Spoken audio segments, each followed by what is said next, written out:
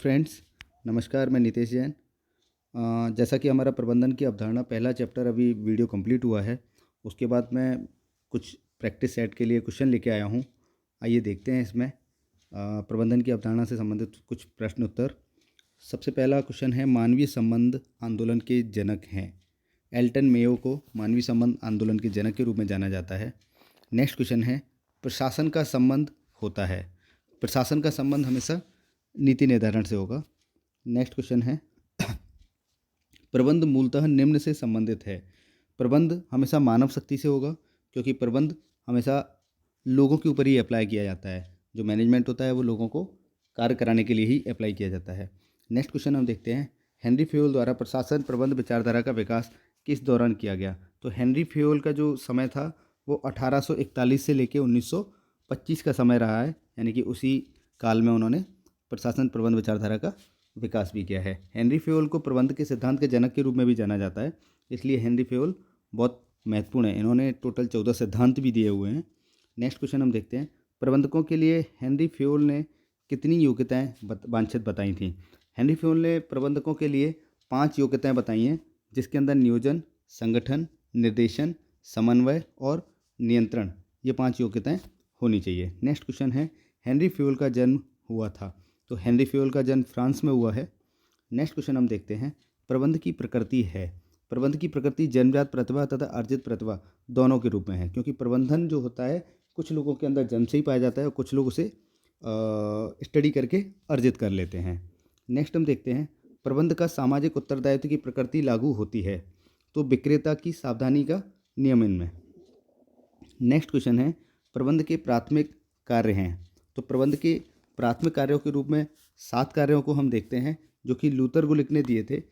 इसको शॉर्ट में post Corp एक फार्मूला बनाया था, POSDCORB।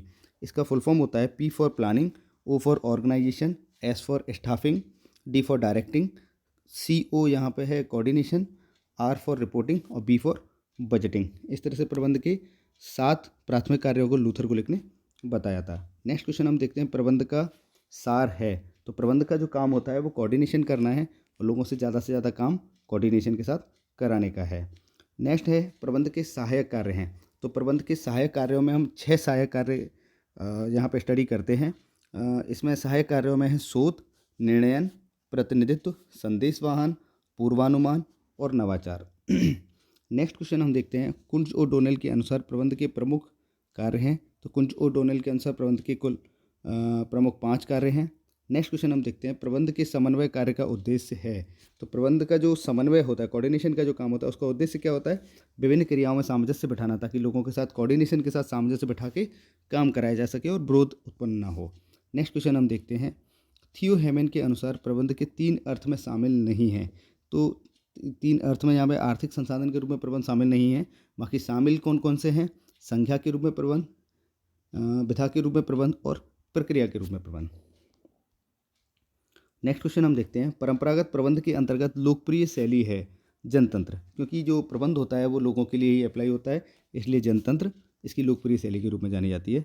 नेक्स्ट क्वेश्चन हम देखते हैं, प्रबंध है। प्रबंध एक पेशा भी है, प्रबंध एक विज्ञान भी है, प्रबंध एक कला भी है, और यह इसका आंसर होगा D, जो कि उपयोग सभी।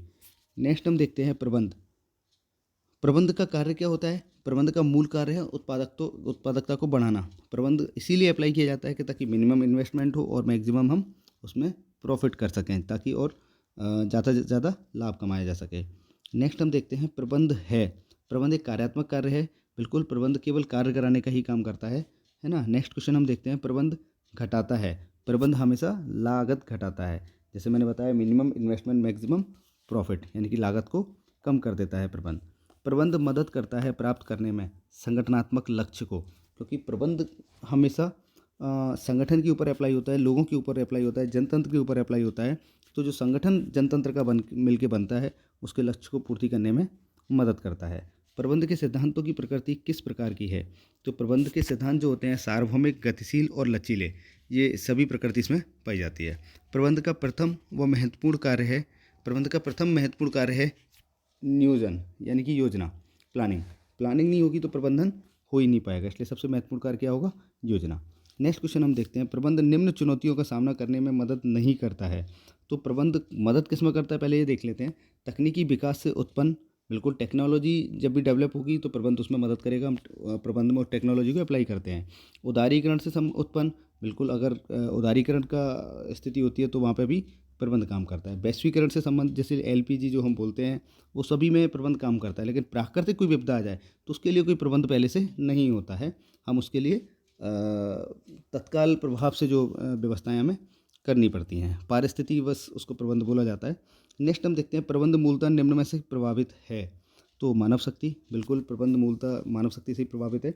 नेक्स्ट क्वेश्चन हम देखते हैं, क्रियात्मक प्रबंध विचारधारा का विकास किसने किया। तो क्रियात्मक प्रबंध विचारधारा मैक्स वेबर के द्वारा विकसित की गई थी। इस तरह से हमने यहाँ पे 25 क्वेश्चन कंप्लीट किए हैं और आगे भी इससे और बहुत सारे क्वेश्चन बन सकते हैं। मैं आगे भी क्वेश्चन लेके आपके सामने आऊँगा और इस तरह से डिस्क्रिप्शन में बताऊँगा।